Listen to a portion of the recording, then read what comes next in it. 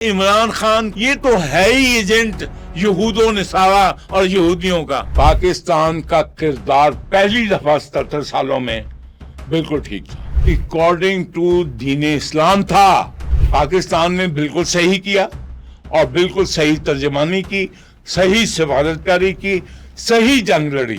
Field marshal Asim Munir کیا کیا؟ انہوں نے صلح حدیبیہ بھی کی اور فتح مکہ بھی کیا. بنیان المرصوص. اور آج ایران جو کر رہا ہے، میں سلام کرتا ہوں ایران کو. ان کا امام مہدی اس وقت تک نہیں آنا ان کے عقیدے کے مطابق جب تک گریٹر اسرائیل نہیں بن جاتا. ابھی بھی 9-10 گھرانے جو ہیں پوری ورلڈ کی جو دولت ہے وہ کنٹرول کر رہے ہیں، اور باقی کروڑوں اربوں لوگ جو ہیں وہ پاورٹی لائن کے نیچے ہیں. تو اب کیا نیتن یاہو ان کا کہنا نہیں مانے گا؟ او بھائی، ٹرمپ صاحب، نیتن یاہو صاحب، پوپ صاحب، میں تو آپ کو مانتا ہوں کزن اپنا، لیکن آپ نہیں مانتے. سرما ہے میری آنکھ کا خاک مدینہ و نجف. تو میرا میسج یہ ہے کہ آپ اللہ کی رسی کو مضبوطی سے تھامو. انفولڈ پاکستان میں خوش آمدید. میں ہوں طیب سلہی. ناظرین، آج ہم بات کریں گے امریکی اخبار وال اسٹریٹ جرنل کی اس رپورٹ پر جس میں دعویٰ کیا گیا ہے کہ جنگ بندی کے باوجود یو اے ای نے ایرانی جوہری تنصیبات پر حملے کیے، اور ان حملوں میں جو اسرائیلی انٹیلیجنس تھی ان کی معاونت شامل تھی. اس رپورٹ کے دفاعی، سفارتی اور جیو پولیٹیکل اثرات جاننے کے لیے ہمارے ساتھ جو شخصیت موجود ہیں، ایڈمرل جاوید اقبال، جو کہ سابق سفیر بھی رہ چکے ہیں. ان سے یہ تمام تر تفصیلات جانتے ہیں. انہوں نے ان کی جو کریڈٹ پر چیزیں ہیں، انہوں نے پاکستان بنتے دیکھا، ٹوٹتے دیکھا اور 3 جنگیں لڑی ہیں. ان سے اس حوالے سے جان لیتے ہیں کہ ان کا کیا انالیسس ہے بطور ڈیفنس انالسٹ. ان سے بات کرتے ہیں. سر، بہت شکریہ آپ کے وقت کا. تھینک یو بیٹے. مجھے بتائیے گا کہ یہ جو رپورٹ ہے وال اسٹریٹ جرنل کی جس میں دعویٰ کیا گیا ہے کہ یو اے ای نے 8 اپریل کی جنگ بندی کے بعد بھی حملے کیے اور اس میں جو اسرائیل کی انٹیلیجنس تھی اس کی سپورٹ حاصل تھی، اس کو کس طرح سے دیکھتے ہیں؟ اگر کیا یہ درست ہے؟ دیکھیے بیٹے، میں ٹیونس میں سفیر رہا ہوں اور میں یاسر عرفات کے ساتھ سفیر رہا ہوں. تو آپ جان سکتے ہیں کہ میں ان کی نبض کو اچھی طرح جانتا ہوں. اصل میں اپنے ویورز کے لیے بتانا چاہتا ہوں کہ یہ سارا میلہ سجا کیوں ہے. یہ میلہ سجا ہے کیونکہ آپ جو ہیں، آپ جانتے ہیں سب، جو نہیں جانتے کیونکہ ہمارے بچے نہیں جانتے، کہ اللہ تعالیٰ نے ایک دفعہ یہ دنیا اللہ تعالیٰ تباہ کر چکا ہے. یعنی ایک دفعہ قیامت آ چکی ہے، جو آپ کو آپ کے ماں باپ، استاد اور مولوی اور پیر اور فقیر، دانشور اور یہ سارے آپ کے میڈیا ہاؤسز نہیں بتا رہے ہیں. اور وہ قیامت کب آئی تھی؟ جب طوفان نوح آیا تھا تو اللہ نے نوح کو کہا تھا کشتی بناؤ، اور پھر بارش شروع ہو گئی، اور پھر بارش کا پانی اتنا بلند ہوا کہ کوہ ہمالیہ کی چوٹی سے اوپر چلا گیا. اب آپ بیٹے مجھے بتائیں کہ کیا کوئی مطلب ہے کوئی ایسا چرند پرند انسان، کوئی ایسی شخصیت، کوئی ایسی چیز جو کہ آکسیجن پہ زندہ ہو، کیا وہ زندہ بچا ہوگا؟ سوائے ان لوگوں کے کہ جو نوح کی کشتی میں سوار تھے، چاہے وہ جانور تھے، چاہے وہ پرند تھے، چاہے وہ انسان تھے.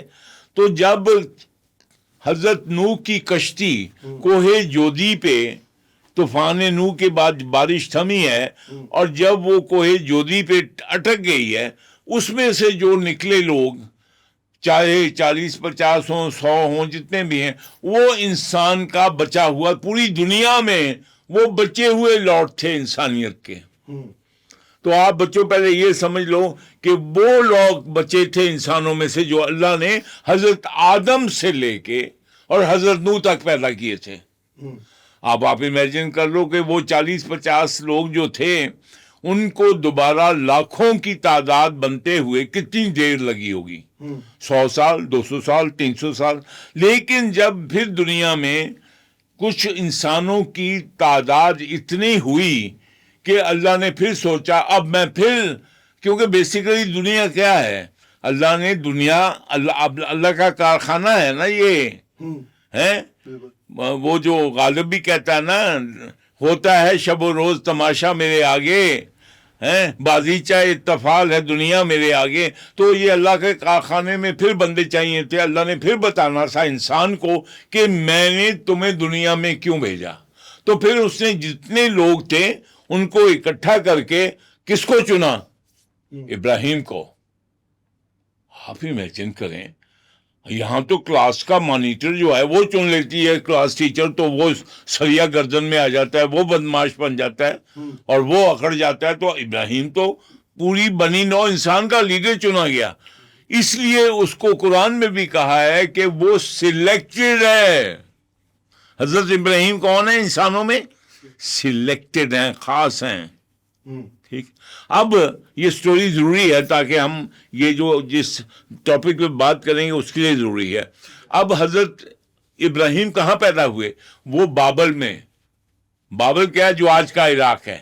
ٹھیک ہے. وہاں پہ ابراہیم جو تھے ان کے والد پتھر کے بت بناتے تھے، اور والد اپنا بیٹا جو تھا وہ شو روم میں بت بیچتا تھا. ایک دفعہ والد کہیں گیا تو انہوں نے حضرت ابراہیم نے سارے بت توڑ دیے اور کلہاڑی بڑے بت کے گردن میں لٹکا دی. جب باپ آیا انہوں نے پوچھا او یہ کیا ہوا؟ نے کہا مجھے کیا پتا. انہوں نے پھینٹی لگائی جیسے ہم لگاتے ہیں ٹھیک سے. تو اس نے کہا تانگ آگے روتے ہو کہ پھر آپ اس سے کیوں نہیں پوچھتے یہ جو بڑا بت ہے؟ ان کے والد نے کہا بیوقوف، کبھی بت بولتے ہیں؟ انہوں نے فرمایا تو پھر آپ ان کو پوچھتے کیوں؟ ٹھیک ہے. والد صاحب فلیٹ ہو گئے، پھر محلہ فلیٹ ہو گیا، پھر شہر فلیٹ ہو گیا، اور یہ بات نمرود تک پہنچی. اس نے کہا یہ کمبخت کون آ گیا ہے میری اتھارٹی یا میرے وے آف لائف کو چیلنج کرنے کے لیے.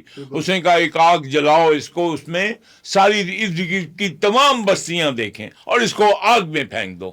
تو ایک بڑا سا چبوترا بنا گیا، جیسے کہ قذافی اسٹیڈیم میں جو ہے پورا اسٹیڈیم بنا کے اور لکڑیاں لوگ لائے، آگ جلائی گئی. اب پھینکے کون؟ جو بھی اس کو لے کے جائے گا نزدیک وہ خود بھی جل جائے گا. تو انہوں نے پھر ایک منجنیق بنائی. منجنیق کس کو کہتے ہیں؟ کیٹاپلٹ. یعنی ایسے 200-500 آدمیوں کے ساتھ وہ منجنیق بنی تھی کہ جب اس کو کاٹا گیا تو جو حضرت ابراہیم ہے وہ ایسے ہوا میں اچھال کے دور سے کہاں جا کے گرے؟ این آگ کے اوپر. ٹھیک ہے. تو آگ پہ کیا؟ آگ کو حکم اللہ نے دیا تو گلزار ہو جا، ٹھنڈی ہو جا.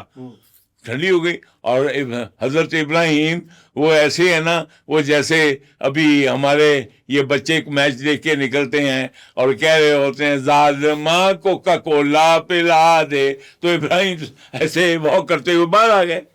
اب آپ کو کیا خیال ہے کہ جو نمرود اس وقت کا بادشاہ تھا اس کو ٹھنڈے پسینے نہیں آئے ہوں گے؟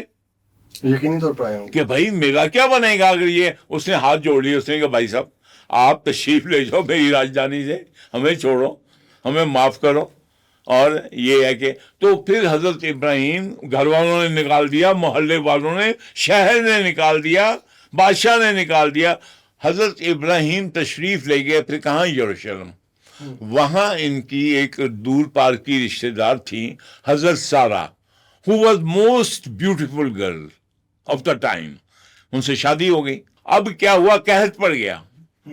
قحط پڑ گیا تو وہ دونوں جو ہیں وہ کہاں گئے؟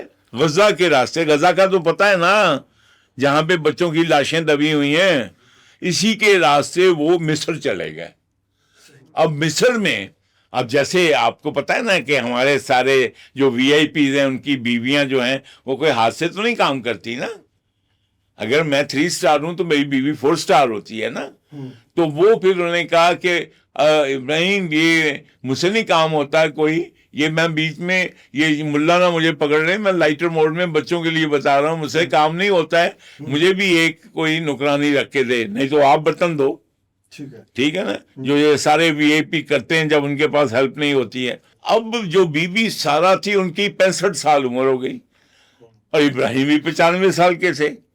تو اس نے کہا کہ ابراہیم یہ میرے تو اللہ نے پتہ نہیں اولاد دی ہے یا نہیں دی ہے، تو میں تمہیں چاہوں گی کہ تو اپنی کنیز کے ساتھ سو جا. ان دنوں جائز تھا، ان کے لیے تو کوئی یعنی شادی وادی کرنی لازمی نہیں ہوتی تھی. تاکہ تمہاری آگے کی کوئی اولاد ہو جائے. اللہ نے پھر ان کو حاجرہ کو بیوی سے کس سے نوازا؟ حضرت اسماعیل پیدا ہوئے. یہ میں بچوں کی ایک بیک گراؤنڈ کے لیے بتا رہا ہوں. اب حضرت اسماعیل جب پیدا ہو گئے بڑے بیٹے, تو پھر فرشتے آئے حضرت ابراہیم کے پاس اور انہوں نے کہا کہ بھئی روٹی ووٹی ان کو دی, نہیں کھائی. انہوں نے کہا کیوں نہیں کھاتے؟ انہوں نے کہا اللہ کے فرشتے ہیں. تو ڈر گئے حضرت ابراہیم, کیا میرے اوپر کوئی عذاب اللہ کا آنے والا ہے؟ انہوں نے کہا نہیں, یہ LGBT پہ آئے گا, قوم لوط پہ آنے والا, تمہارا جو کزن نیکسٹ ویلی میں ہے. تو اللہ کا شکر کیا ابراہیم نے. تو اس کے بعد ابھی یہاں سے سٹوری سنی ہوتی ہے جو آج چل رہی ہے. ابھی یہ ہوا پھر وہاں پہ کہ جب اب حضرت اسماعیل پیدا ہو گئے تو پیچھے دروازے میں کھڑی ہو کے جو ان کی بیوی سارہ تھی, جو سن رہی تھی باتیں جیسے بیویاں دروازوں کے ساتھ رکھ کے سنتی ہیں, تو وہ فٹ سے وہ آئی اندر. جب ابراہیم برتن رکھنے گئے اندر تو کہنے لگی سنو پھر تم فرشتے ہو اللہ کے؟ انہوں نے کہا ہاں. اس نے کہا اللہ سے کہو مجھے بھی بیٹا دیں جیسے میری سوتن کو دیا ہے, جیسے حاجرہ کو دیا ہے. انہوں نے فٹ تمہاری طرح جیسے سارے ہمارے اسمارٹ بچے ہیں نا, انٹرنیٹ پہ اللہ سے تھرو ہو گئے. انہوں نے کہا اللہ میاں یہ کہہ رہی ہے. اللہ نے کہا اوکے کر دو. اوکے ہو گیا. انہوں نے کہا تمہارے بھی ہوگا. اب حاجرہ سالہ پریشان ہو گئی. اس نے کہا میں 65 کی بوڑھی عورت اور میرا میاں 95 ہوگا. اب تمہیں بتا دیا ہوگا. اور پھر ہو گیا. کون تھا وہ؟ حضرت اسحاق. اب بیٹے یہاں بھی ذرا توجہ دینا, ویورز کو بھی توجہ دیں ذرا. بڑا بیٹا اسماعیل, چھوٹا بیٹا اسحاق. تو جب حضرت ابراہیم جو ہے وہ مطلب پردہ فرما گئے تو اللہ نے نبیوں کا سلسلہ کس سے چلایا؟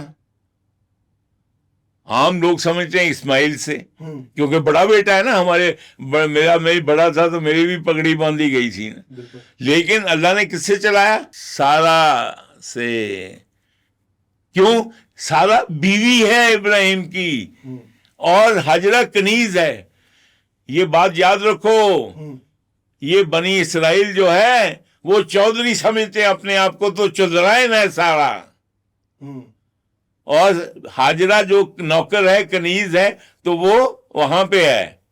آپ سمجھتے ہیں کہ نہیں؟ ابھی آپ کو یہ پتہ لگ گیا آپ کہاں ہیں.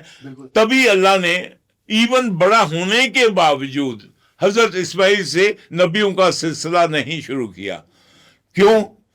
حضرت ابھی اسحاق سے آگے کون آیا؟ حضرت یعقوب. حضرت یعقوب کے 12 بیٹے تھے. ٹھیک ہے, اس لیے وہ طاقتور اور بیٹے بھی ہو گیا, برانڈ ہو گیا. دیکھو نا, اگر خالی یہ بوتل ہو تو برانڈ نہیں ہے, لیکن ابھی اللہ میاں نے برانڈ کر دیا کوکا کولا. ظالمہ کوکا کولا پلا دے. ٹھیک ہے, تو برانڈ ہو گیا. اب برانڈ ہو گیا بنی اسرائیل. اب وہ چودھری کیسے پھرتے ہیں؟ پجیروں میں, اس میں. ٹھیک ہے, اور کمی کیسے پھرتے ہیں؟ اور پانڈا ٹوٹا ہوا ہے, یا کچا گلاس, یا پیزل کی اور تانبے کی اور پلیٹیں. ٹھیک ہے, تو یہ بات ذہن میں رکھ لو. دس is how Bani Israel feel about you right from beginning. جیسے ہم چودھری ہیں. اور پھر یہ بات سلسلہ چلتا گیا. اللہ نے موسیٰ کی قوم کو اللہ تعالیٰ نے جو ہے بلندی عطا کی. حضرت موسیٰ میں سے حضرت داؤد کے بیٹے حضرت سلیمان. اور سلیمان بھائی کس سے باتیں کر رہا ہے؟ ہد سے باتیں کر رہا ہے, جنوں سے باتیں کر رہا ہے. اور آپ دیکھیں قرآن میں نمل کہ چیونٹی کہتی جلدی چلو یہاں پہ سلیمان کی فوج نہ روند لے. تو آپ مجھے انڈرسٹینڈ کرو کہ یہ ہے بنی اسرائیل کا لیول. تو اس لیول کے اگر آپ اس لیول سے, اس گھرانے سے تعلق رکھتے ہو تو تمہاری گردن میں بھی آکڑ آئے گی کہ نہیں؟ تو یہ وہ آکڑ ابھی تک چلی آ رہی ہے. اچھا, اب کیا ہوا؟ اب اللہ نے چن لیا حضرت موسیٰ کو. یہ بن گیا, یہ فلائٹ جا رہی ہے, ایئر بلو جا رہی ہے. یہ کہاں جا رہی ہے؟ جنت جا رہی ہے. سارے جنت چاہتے ہیں نا اللہ کے پاس. تو اس کے بعد حضرت موسیٰ سے جو غلطی ہوئی یا نہیں ہوئی, یا جیسے اللہ کی مرضی, انہوں نے اس کو ہٹا کے پائلٹ بدل دیا. تو پائلٹ کس کو لے آئے؟ ان کے کزن کو, حضرت عیسیٰ کو. ابھی ہے ہی وہی ایئر بلو ہے, لیکن پائلٹ بدلا گیا ہے. اچھا, پھر اللہ کو, جیسے اللہ ہے نا, ہم تو اللہ سے نہیں پوچھ سکتے نا, اللہ نے جو مرضی ہے. تمہیں جو ہے کب بھی کوئی فائر کر دے تم تو نہیں پوچھ سکتے کہ میں نے فائر کیوں کیا ہے. بالکل. ٹھیک ہے. تو اللہ نے پھر کیا کیا, اللہ نے این او سی جو تھا اس ایئر بلو کا, بلو وردی کا, وہی کینسل کر دیا. اللہ نے کچھ عرصے کے بعد کہا, جیسے سورہ بقرہ میں ہے کہ ان کے اوپر لمبی چوڑی ڈیٹیل ہے, ان کے یہ دیا اور یہ اس معیار پہ پورے نہیں اترے, تو اللہ نے 40 سال ایک صحرا میں ان کو ذلیل و خوار کر کے, اور اس کے بعد کیا کیا کہ ان کی لڑی ختم کر دی, ان کا این او سی کینسل کر دیا. اب اللہ نے کہا دیکھو وہ اسماعیل کی اولاد میں سے بھی کوئی ہے, تو اللہ کو بھی اللہ حضور ہے کہ اللہ وہ مکے میں ہے, حضرت محمد صلی اللہ علیہ وسلم. ان کا اب جو ہے یہ ایئر گرین چلا دو, اور اس کا پائلٹ کون ہے؟ سرور کائنات. ٹھیک ہے. تو اب آپ مجھے دیکھو, یہ ایئر بلو کے جو مسافر ہیں اگر وہ جانا چاہتے ہیں اس جنت میں تو وہ اس بورڈنگ پاس سے تو جا نہیں سکتے. وہ جو ہے وہ کس کا بورڈنگ پاس لیں گے؟ ایئر گرین کا لیں گے, سمجھے. لیکن یہ کمبخت جو ہیں یہ کہتے ہیں ہم چودھری ہیں, ہم کمیوں کا ایئر گرین پہ کیوں جائیں. یہ بیک گراؤنڈ ہے سارے کانفلکٹ کی. اب جب حضرت سرور کائنات حضرت محمد صلی اللہ علیہ وسلم پیدا ہوئے تو آپ کو پتہ ہے کہ پورے یعنی کہ اس وقت کی دنیا میں یہ شور مچ گیا کہ ایک نیا نبی آیا. تو یہ بھی جانتے تھے کہ ہمارا بھی نہیں, اب تک جتنے نبی آئے تھے کن میں آئے تھے؟ بنی اسرائیل میں, چودھریوں کے آئے تھے نا. تو جب ان کا نیا نبی آیا تو لوگوں نے کہا, مصر والوں نے, شام والوں نے, اور ارد گرد جو یہودی اور جو نصرانی یعنی عیسائی تھے, انہوں نے پتہ کرو بھئی یہ بھیجو مدینہ میں, خیبر کی بستی میں یہ جیوز ہیں, ان سے پتہ کرو مکے میں کون سا ہے کہ اپنا جو نیا نبی ہے وہی آنے والا ہوگا. اب تک ہمارے ہی قبیلے سے آتے ہیں. تو انہوں نے وفد بھیجا مدینے, وہاں پہ مدینے انہوں نے کہا بھئی پتہ کرو مکے میں کون. یہ چلا گیا وفد آ کے, انہوں نے یہ میں بتا رہا ہوں بیٹے کیوں یہ آپ کو وال اسٹریٹ کے ساتھ ڈائریکٹلی آپ ریلیٹ کر سکیں گے.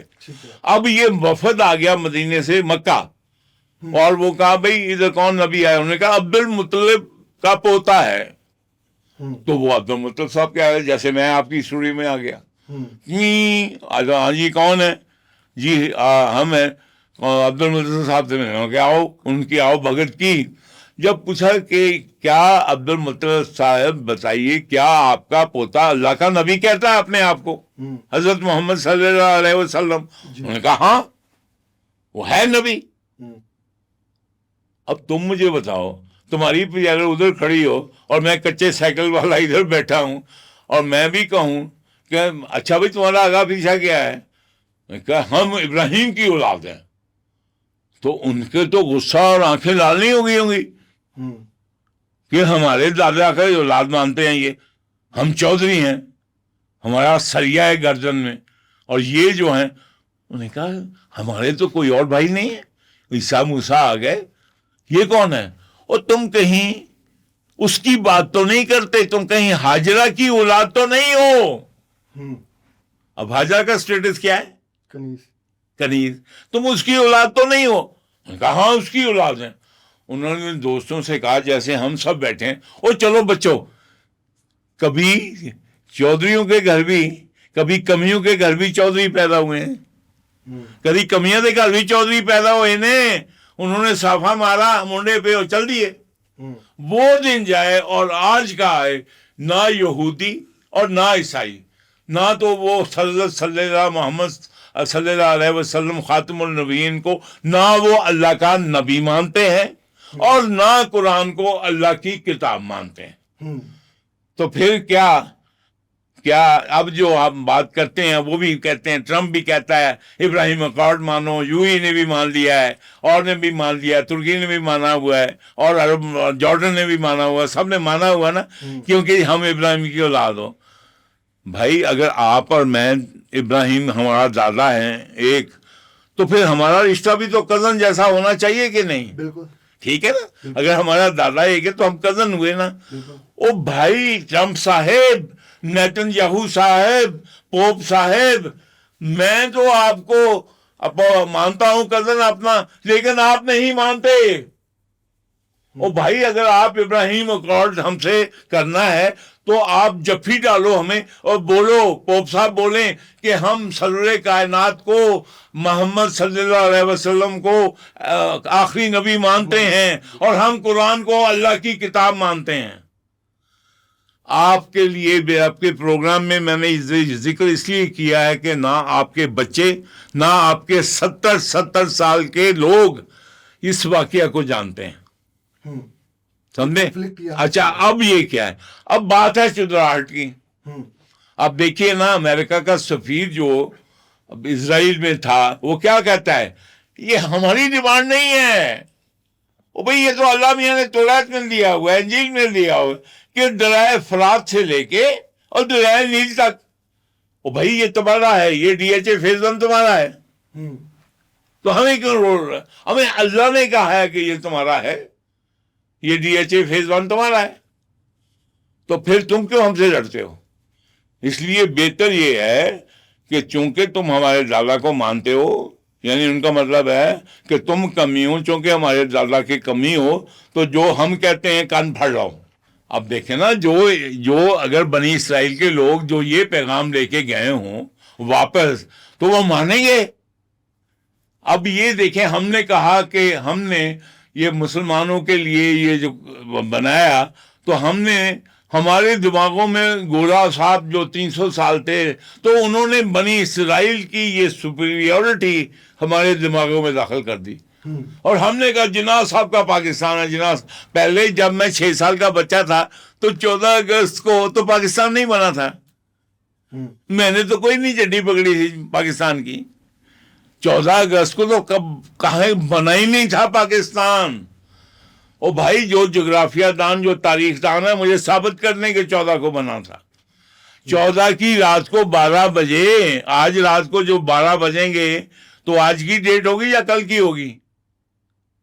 12 بجے کے بعد اگلی ڈیٹ جی بھائی، 12 بجے کے بعد وہی نکلے گی نا۔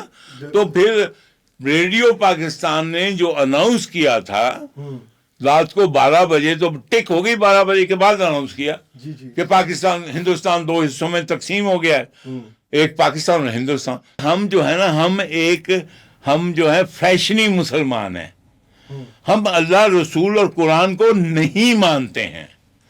ہم اس وقت تک مانتے ہیں کہ جو کہ درختوں پہ نام لکھ دو اللہ کے، ہم مانتے ہیں بیویاں دوپٹہ سر پہ لے لیں گی جب اذان ہوگی۔ ہمارا جو دین ہے وہ ایسا ہی ہے کہ آپ جو ہے جمعہ کی نماز پڑھ لو، 5 نمازیں پڑھ لو، رمضان کے روزے رکھ لو، حج اور عمرہ کراؤ۔ وہاں پہ کیا ہوا کہ 300 سال سے ہمارے بچے، سر سید احمد خان ہو، علامہ اقبال ہو، یہ سارے کے سارے انہوں نے کہا کنٹمپریری جو ہے، یہ جو قرآن کی باتیں ہیں یہ کنٹمپریری نہیں ہیں۔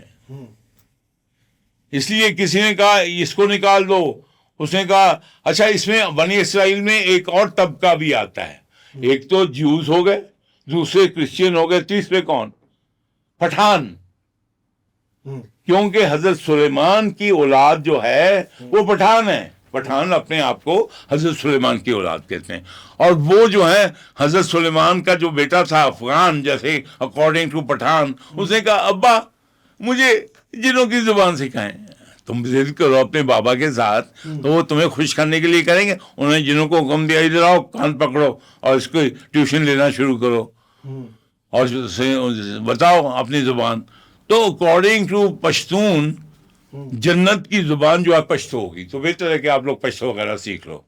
اچھا آگے چلو، اس کے بعد اب کیا ہوا، بنی اسرائیل کا ایک عیسائی، دوسرے یہودی، تیسرے پٹھان، یہ حصہ ہو گئے۔ اب 14 اب اس کے بعد 600 سال کے بعد حضور آتے ہیں، وہ کیا لے کے آئے؟ قرآن۔ ہماری بیسک جو قانون کی کتاب ہے وہ کیا ہے؟ قرآن شریف ہے یا نہیں؟ بالکل قرآن مجید ہے، یا گرامر سکول کا کوئی اور ٹیکسٹ بک ہے؟ قرآن مجید، قرآن میں مانتے ہو یا ہمیں؟ تو اگر وہ قرآن ہے تو ہمارا جو دیکھیں کہ ہمارا جو پہلے وزیر قانون تھا وہ کون تھا؟ جوگندر ناتھ منڈل، کلکتے کا ہندو۔ کیونکہ جو سر سلطان شاہ محمد آغا خان جو تھے وہ خود جو تھے وہ آغا خانی تھے، اس لیے قرآن اور شریعت محمدی میں یقین نہیں رکھتے تھے، اس لیے انہوں نے قائد اعظم کو کہا کہ بھائی قانون جو ہے، جو قرآن میں دیا ہو اس کو ہندو پڑھائے گا، ہندو انٹرپریٹ کرے گا۔ اور اسی طرح جو ہمارا فارن منسٹر تھا وہ قادیانی تھا، یعنی قائد اعظم کو یہ بھی نہیں پتا تھا کہ وہ قائد اعظم جو ہے وہ قادیانی جو ہے حضور کو خاتم النبیین نہیں مانتے۔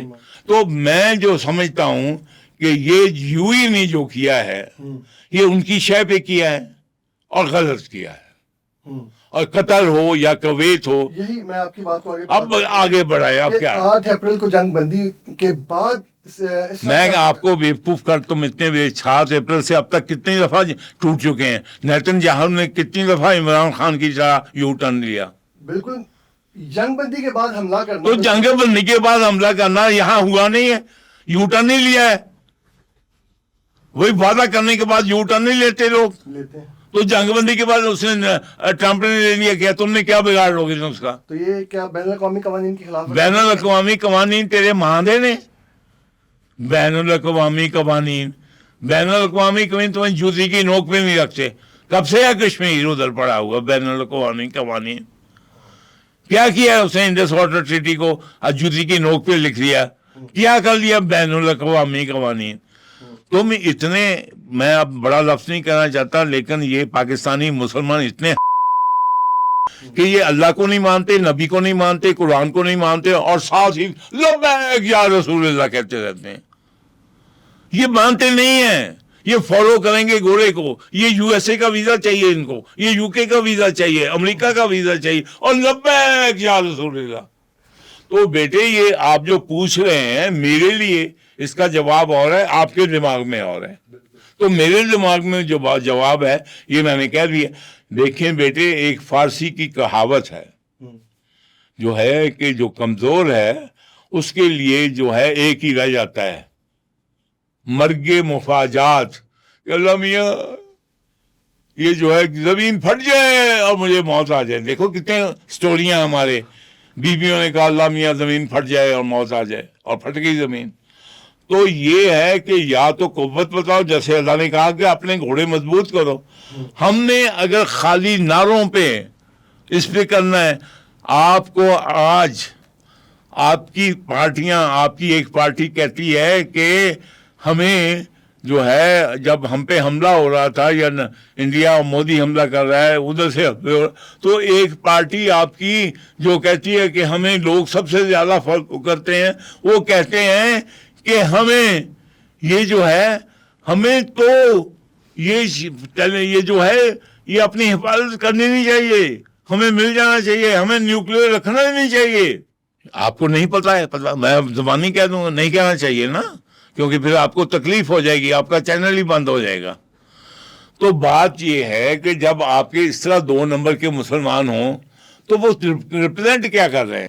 پاکستان میں اب تک جتنے بھی ہمارے فاؤنڈنگ فادر تھے، سر سید سے لے کے یعنی آخر تک اس اپنا شہباز شریف تک جتنے بھی فاؤنڈنگ فادر تھے، جس میں سر سید، علامہ اقبال، محمد علی جناح، یہ سب شامل ہیں۔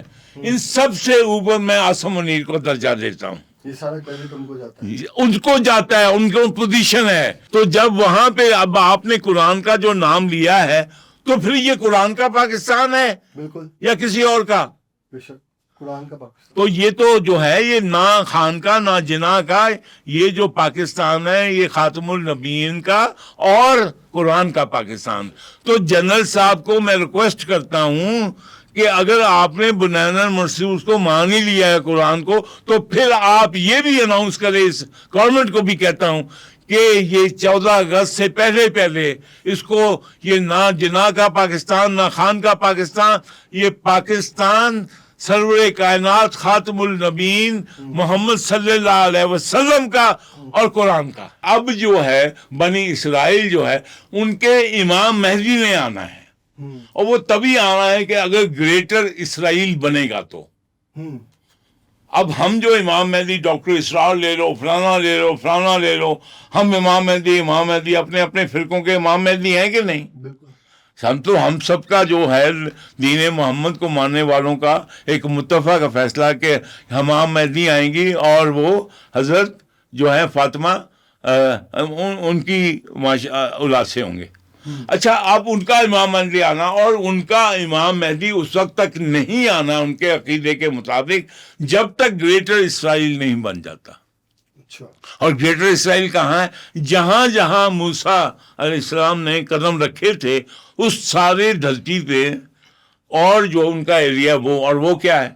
وہ مدینہ تک کا ایریا اور وہ عراق کا ایریا. اب اس میں اب آ جاتا ہے ہمارا آج کا موضوع. تو اب آپ دیکھ لیں نیتن یاہو کس کو کنٹرول کر رہا ہے؟ ٹرمپ کو. ابھی آپ کو نہیں نظر آتا؟ یہ سب کسی کو نہیں، اندھے ہیں یہ لوگ، نظر نہیں آتا ہے. تو اب یہ دیکھو کہ جب نیتن یاہو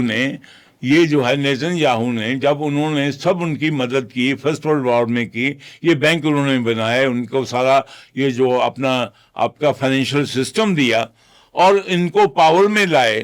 ابھی بھی 9-10 گھرانے جو ہیں پوری ورلڈ کی جو دولت ہے وہ کنٹرول کر رہے ہیں اور باقی کروڑوں اربوں لوگ جو ہیں وہ پاورٹی لائن کے نیچے ہیں. تو اب کیا نیتن یاہو ان کا کہنا نہیں مانے گا؟ تو کیا ان پہ بم نہیں مارے گا؟ ٹھیک ہے. اب دیکھو نا، اب ہم نے کیا کیا؟ ہم نے وہی کیا جو ہمارے یہ جو گلف کے ملک ہیں بالکل وہ جو ہیں انہوں نے کہا نہیں جی کسون نیڑے کے اللہ نیڑے. ٹھیک ہے نا، ابھی کہتے ہیں نا کسون نیڑے کے اللہ نیڑے. تو انہوں نے کہا نہیں جی کسون نیڑے. تو انہوں نے نیتن یاہو کے ساتھ وہ بھی ہو لیے. کیونکہ انہوں نے بھائی جنہوں نے ان کو پروٹیکٹ کرنا ہے، جنہوں نے ان کے تیل نکالا ہے، جنہوں نے ان کو آئرن ڈوم لگائے ہیں، جو ان کی جو ہے وہ ساری پروٹیکشن کریں گے، تو وہ کیا جو ہے وہ پیسے کہیں اور سے لیں گے؟ انہی سے لیں گے نا. تو اب یہ وال اسٹریٹ جرنل کی جو اسٹیٹمنٹ ہے اب یہ جو ہے بالکل صحیح ہے.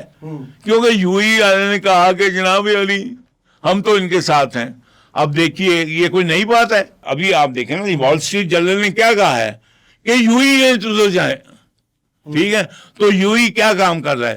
یہ آپ کا گھر ہے، یہ میرا گھر ہے. تو وہ تو خود نہیں آ رہا نا یہاں، نہ امریکہ آ رہا ہے. میرے گھر کے ساتھ آپ ہیں، انہوں نے آپ کو وٹے دے دیے ہیں اور انہوں نے کہا کہ جاؤ ادھر پر سٹو. تو میں وٹے کھاتا رہوں یا جواب دوں؟ یقینی طور پہ آپ جواب دیں. آپ سمجھ آیا؟ تو چاہے کویت ہو، چاہے وہ مطلب ہے کہ سعودی عرب ہو، چاہے کوئی بھی ہو، وہ سارے جو وٹے ہیں اگر ان کو دے رہا ہے امریکہ ان پہ پھینکنے کے لیے، تو وہ جو ہے یہ چپ کر کے کھاتے رہیں، جواب نہ دیں. دینا چاہیے. لیکن اس کے ساتھ ساتھ ایک اور بات دیکھو. آپ جو ہے جو ابھی جنگ بدر میں حضرت ابوبکر صدیق تو سرور کائنات کے ساتھ کھڑے تھے اور ان کا بیٹا ابو جہل کے ساتھ تھا. وہ جو ہے جنگ بدر میں تو چلا گیا تھا، جب قیدی ہو کے آیا تو اس نے ابا سے کہا قیدی ہے، اب رسی پکڑی ہوئی ہے، ابوبکر کا رسی ہے کہ ابا آپ میری جب دیا لو بھی بیٹے کو سنبھالو. تو ابوبکر نے اس نے بیٹے نے کہا ابا آپ میری تلوار کی زد میں آ گئے تھے، میں نے باپ سمجھ کے چھوڑ دیا. اسے کہا کمبخت تو آتا تو میں نہ چھوڑتا. تو یہ تو الفت گہے شہادت میں قدم رکھنا ہے. لوگ آسان سمجھتے ہیں مسلمان ہونا. تو پہلے یہ سمجھ لو کہ آیا آپ مسلمان ہیں کہ نہیں. اب آ جاتا ہے کہ ایران کو کیا واجب ہے کہ ادھر کرے، کیونکہ ایران بھی تو اسی سرور کائنات محمد صلی اللہ علیہ وسلم کا اگر حضور ہی نہ ہوتے تو اہل بیت کہاں سے ہوتا، علی کہاں سے ہوتا؟ کیا علی جو ہے وہ سرور کائنات سے افضل ہے؟ نہیں. ہم سب کا یہ متفقہ عقیدہ ہے. اس لیے ان کو بھی جو ہے اس معاملے میں تدبر اور تحمل کی ضرورت تھی. کیونکہ اول تو بات یہ ہے کہ اگر ہمارا جو قبلہ اول ہے اور جو روضہ رسول ہے اگر اس پہ کوئی نقصان پہنچے تو کیا ایران کا یا شیعہ حضرات کا یہ حق نہیں ہے، ان پہ فرض نہیں ہے کہ اس کی حفاظت کریں؟ ہم قرآن کو مانتے ہیں تو ہمارے سب کے لیے نمبر 1 جو ہمارا ہے وہ مقدس ترین جگہ ہمارے لیے ہماری قبلہ اول اور روضہ رسول ہے. پاکستان کا سارے سینیریو میں کیا سفارتی کردار ٹھیک تھا؟ آپ بھی بطور سفیر میں سمجھتا ہوں 2 باتیں کر رہا ہوں اور انہیں کہہ رہا ہوں، اور آپ خوش قسمت ہیں کہ آپ کی چینل پہ کہہ رہا ہوں. پاکستان کا کردار پہلی دفعہ 77 سالوں میں بالکل ٹھیک تھا. क्यों ठीक था? अकॉर्डिंग टू दीन इस्लाम था। पाकिस्तान ने बिल्कुल सही किया और बिल्कुल सही तर्जमानी की, सही सिफारतकारी की, सही जंग लड़ी। और मैं आज आपके चैनल पे कह रहा हूं, मुझे कोई शर्म नहीं है इसमें, कि फील्ड मार्शल आसिम मुनीर क्यों क्यों क्यों क्योंकि उन्होंने क्या किया, परफॉर्मेंस ऐसे की, और उनकी जो चॉइस थी वो वही है जो अल्लाह और अल्लाह के रसूल ने की। क्या किया उन्होंने? सुलह हुदैबिया भी की और फतह मक्का भी किया। बनियानुल मरसूस। बेटे मैं 3 जंगें लड़ चुका हूं, रन कच्छ की जंग लड़ चुका हूं, सोमनाथ मंदिर पे 8 सितंबर 65 को PNS शाहजहां से 50 गोले से और 7 जहाज से गिन लो कितने गोले गए होंगे। और उसके बाद 71 की जंग में ये जो फोर्ट्रेस स्टेडियम पे तुम्हारी सबमरीन खड़ी है वो कमांड की है। एक बात और रख लो, Iran will have to submit to Netanyahu. याद आ गई? क्या अल्लाह ने अबू जहल से लड़ाई जारी रखी थी या छोड़ के मदीना चले गए थे? जो मसलहत अल्लाह के नबी की थी वो मसलहत दीन इस्लाम में अल्लाह ने उसको रखा है। आप देखिए हमने सुलह हुदैबिया भी की और फतह मक्का भी किए। फील्ड मार्शल आसिम मुनीर ने दोनों काम किए। और आज ईरान जो कर रहा है, मैं सलाम करता हूं ईरान को, क्योंकि वो जो है वो भी जो है उसने बातिल को माना नहीं है। बातिल को एक्सेप्ट करना और बात होता है, लेकिन अगर आपके पास तलवारें नहीं हैं और आप नहीं है तो आपने रोमन एम्पायर को तो हजूर के जमाने में रोमन एम्पायर नहीं फतह हुई, और कैसरो किसरा तो हजूर की जिंदगी में फतह नहीं हुए, वो तो बाद में हुए। तो मैं समझता हूं कि बिल्कुल सही रवैया है ईरान का उनको, लेकिन ये देखना चाहिए कि वो जो है जैसे सर्वे कायनात किसी हद तक जाते थे मसलहत, उनको सोचना चाहिए कि वो कहते हैं ना, अगर बेस ही ख़त्म हो जाए तो फिर आगे दरख्ती अगर जड़ें ख़त्म हो जाएं तो फिर आगे शाखें नहीं फूटती हैं।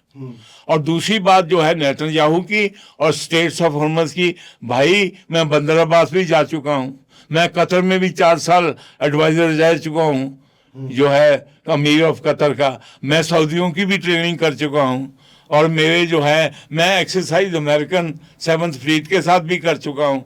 तो ये सारी जो है ना ये चैनल्स की मुँह शगाफियाँ, 0 + 0 = 0। सर पाकिस्तानी हुकूमत का क्या किरदार है, या आप उनके किरदार को कैसे देखते हैं? वज़ीर-ए-आज़म शहबाज शरीफ की गवर्नमेंट में जो सारे मुज़ाकरात का मामला हुआ, क्या PTI के जो लोग कहते हैं कि जी अगर खान का दौर होता तो उन्होंने एब्सोल्युटली नॉट का नारा लगाया? The credit goes to Asim Munir जिन्होंने बनियानुल मरसूस से इन्हों को दिन में तारे दिखा दिए, उससे सबके हौसले बना हो गए। रहा तो PTI का, PTI तो लॉन्च किसने की? बनी इसराइल ने। वो PTI तो लॉन्च ही इसलिए की जिस तरह के देखें ना, जिस तरह के दीन इस्लाम को तोड़ने के लिए मुख्तलिफ औकात में मुख्तलिफ जो यहूदो और नसा जो दुश्मनान इस्लाम थे उन्होंने अपने एजेंट लॉन्च किए जिसमें दरारें आती रहीं। आज इस्लाम इतने फिरकों में क्यों बटा हुआ है? इसीलिए ना। तो इमरान खान को तो यहूदियों ने इन्होंने गोल्डस्मिथ ने इन्होंने लॉन्च इसलिए किया था, इसकी जो है एज ए प्ले बॉय, इसको एज ए प्ले बॉय। और इसके बाद आप देखें कि इसका एक जो आजकल जंगों में तो नहीं नाम बनता ना, आप फलाही कामों में नाम बनता है, एडी सेंटर बनाएंगे तो एडी का नाम बनाया ना, इसको भी नाम बनाया वेलफेयर के कामों में शौकत खान बना के। ये तो है ही एजेंट यहूदो निसारा और यहूदियों का। PTI क्लेम करती है कि वो पाकिस्तान की सबसे बड़ी सियासी जमात है। अगर मैं तुम्हें कहूँ कि जो है तो मुझे तुम्हारे दुम जो है कान के साथ दुम अच्छी लगती है तो तुम मान जाओगे? रियासत मदीना किसने बनाई थी? पहला हजूर सल्लल्लाहु अलैहि वसल्लम। अभी आसिम मुनीर ने बताया नहीं कि दुनिया में 2 ही रियासतें तैयबा बनी हैं, पहली जो सर्वरे कायनात ने बनाई थी और दूसरी अब। अच्छा एडमिरल साहब, ये तमाम तर गुफ्तगू आपने की, تو آخر میں آپ کا قوم کے لیے کیا میسج ہے, کیا پیغام؟ ہر مسلمان جس نے لا الہ الا اللہ محمد رسول اللہ پڑھ لیا, ٹھیک ہے, اس کا پچھلا دین بھی بدل گیا, ہسٹری بھی بدل گئی, جغرافیہ بھی بدل گیا. کیونکہ میں جب انڈین ٹی وی چینل پہ بھی جاتا رہا ہوں تو جنرل بخشی نے مجھے ایک دن کہا کہ admiral you are from Jalandhar, you are Rajput, your D N A is here. تو میں نے پتا کیا جواب دیا, میں نے کہا general Bakhshi, yes I am Rajput, I am from Jalandhar, but remember جب سے میں نے لا الہ الا اللہ محمد رسول اللہ پڑھ لیا ہے, میری تاریخ بھی بدل گئی, میرا جغرافیہ بھی بدل گیا, اور میرا ڈی این اے بھی بدل گیا.